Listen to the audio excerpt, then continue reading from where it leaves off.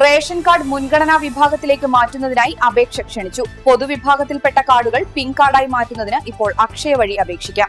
Ration card മുൻഗണനാ വിഭാഗത്തിലേക്ക് മാറ്റുന്നതിനായി 2025 സെപ്റ്റംബർ 22 മുതൽ ഒക്ടോബർ 20 വരെയാണ് അപേക്ഷിക്കാൻ അവസരമുള്ളത്.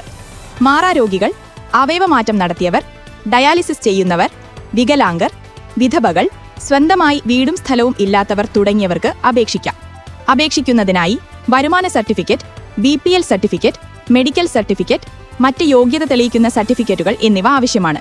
സർക്കാർ പൊതുമേഖലാ സ്ഥാപനത്തിൽ ജോലി ചെയ്യുന്നവർ, പ്രൊഫഷണൽ ജോലിക്കാർ, ആദായ നികുതിദായകർ, സർവീസ് പെൻഷനർ തുടങ്ങിയവർ റേഷൻ കാർഡിൽ ഉൾപ്പെട്ടിട്ടുണ്ടെങ്കിൽ അപേക്ഷിക്കാൻ സാധിക്കുന്നതല്ല.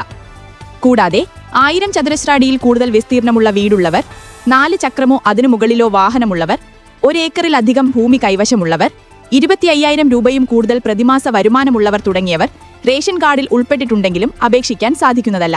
അക്ഷയ കേന്ദ്രം വഴി അപേക്ഷ സമർപ്പിക്കേണ്ട അവസാന തീയതി 2025 ഒക്ടോബർ 20 ആണ്. എല്ലാവിധ ഓൺലൈൻ സേവനങ്ങൾക്കും സർക്കാരിന്റെ ഔദ്യോഗിക സേവന കേന്ദ്രമായ അക്ഷയ കേന്ദ്രം മാത്രം ആശ്രയിക്കുക. മറ്റ് വ്യാജ കേന്ദ്രങ്ങളിൽ പോയി വഞ്ചിതരാകാതിരിക്കുക.